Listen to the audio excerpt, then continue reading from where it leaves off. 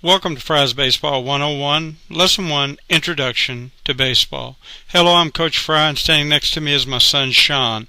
We've teamed up to bring you an introductory training course on baseball that covers virtually everything a player needs to know when first learning to play baseball. Sean provided the photographs and videos, and I provided the know-how gained from years of experience in baseball as a player, coach, and manager. What we hope to do through this course is to help you understand the game of baseball better so that you can be a better player and enjoy the game more. Enjoy these clips of Sean playing catcher and batting. Watch your runner, Sean!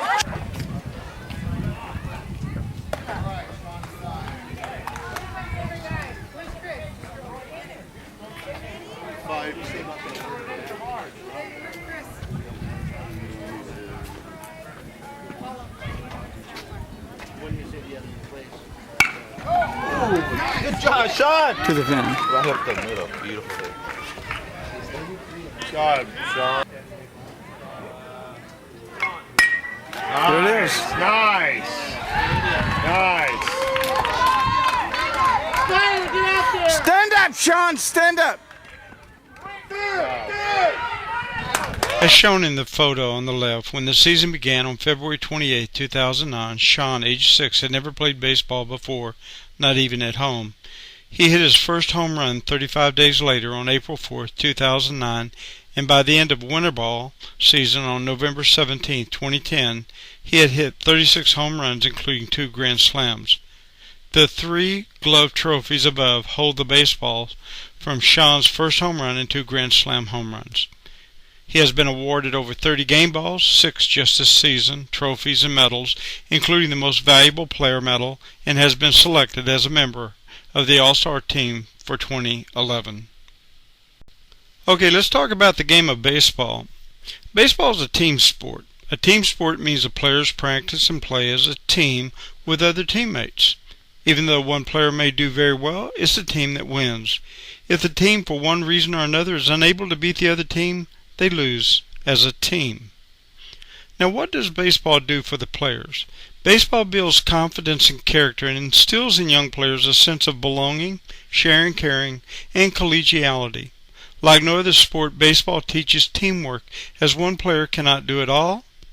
And while a player may make outstanding offensive or defensive plays, the player can't do it all the time or all alone. A player soon learns that depending on teammates and helping others is essential to playing the game of baseball. And it is that teamwork that is a source of immense pride, belonging, and respect for self and others. Okay, I want to talk to you briefly about baseball players from the past. There are many great baseball players playing professional baseball today, such as David Ortiz, Alex Rodriguez, Clipper Jones, and Torrey Hunter. You can learn about these and other great baseball players by watching Major League Baseball games on TV. As a player, you will often hear names of ball players from the past.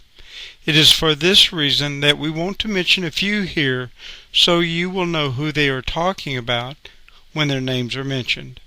There are too many to list here, however, these are the most famous ones. If you have a chance to go to a real Major League Baseball game, take advantage of that opportunity because you'll have a lot of fun when you do. Okay, let's talk about some great baseball players. George Herman Ruth, best known as Babe Ruth, is recognized as the most famous baseball player of all time. He hit 714 home runs in his career and 60 home runs in a single year.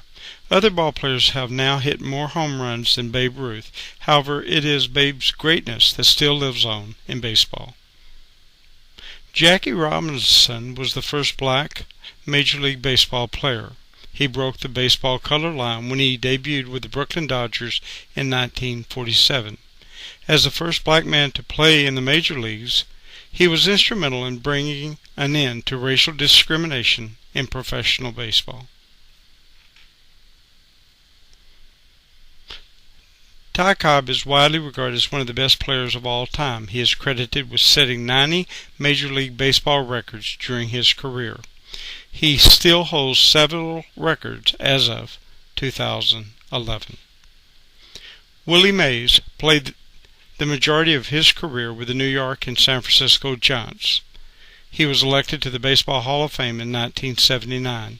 Mays won 2 Most Valuable Player awards and appeared in 24 All-Star games. Lou Gehrig, also known as the Iron Horse for his durability, played his entire 17-year career with the New York Yankees. He set several major league records, and he holds a career Grand Slam record of 23. Pictured above are 7 of the American League's 1937 All-Star team. From left to right is Lou Gehrig, Joe Cronin, Bill Dickey, Joe DiMaggio, Charles Gehringer, Jimmy Fox, and Hank Greenberg. All 7 players would eventually be elected to the Hall of Fame. Okay, let's talk about the baseball park. The section in the middle of the baseball field that is diamond-shaped is called the baseball diamond. The diamond and the base lines make up the infield. The grass line is the start of the outfield. The arrows are pointing to the outfield. The grass line is the start of the outfield. The playing positions in the outfield are left fielder, center fielder, and right fielder. This is a close-up view of the infield. The backstop is designed to prevent balls from flying out of the ballpark and hitting a spectator. The bleachers is where the spectators sit. If they're rooting for the home team, they sit in the bleachers on the third base side. If they're rooting for the visitors, they sit in bleachers on the first base side. This is the home plate area.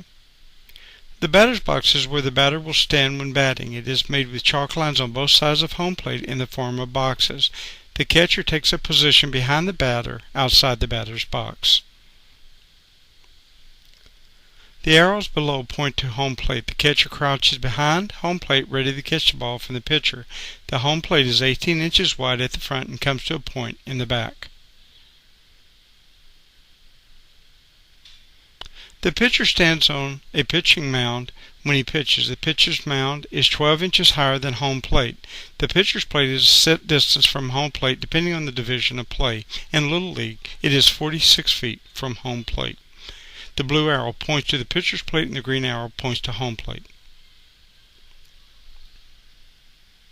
Other infield positions. This is first base, and the first baseman stands close to it during the game, so he can catch any ball that is thrown or hit to him. His duties will be explained in Lesson 2. As indicated by the middle arrow, this is second base, and the second baseman stands close to it during the game. Duties of the second baseman will be explained to you in Lesson 2. Okay, as indicated by the vertical arrow, this is the third base, and the third baseman stands close to it during the game. Like before, we'll explain his duties in Lesson 2. Shortstop position, and this is where the shortstop stands during the game. The shortstop is usually one of the best fielders on the team. Duties of the shortstop will be explained to you in Lesson 2. Outfield positions. The arrows are pointing to the 3 outfield positions. A player that plays a position in the outfield is called by the particular field position assigned to him, such as center fielder, right fielder, or left fielder. To the left of Sean is the home team's bullpen. The bullpen is where the pitcher practices or warms up with the catcher before taking the mound in a game. The dugout is where players put their gear and stay when it is their time to bat. Coaches stay in the dugout when their team is on defense. Dugouts for the visiting team is on the first base side and on the third base side for the home team.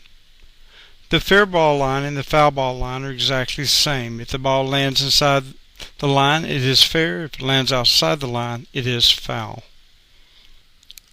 Foul poles are essentially vertical extensions of the foul lines that stand at the end of the marked or unmarked first and third base lines. A foul pole's placement also establishes the end of the ballpark.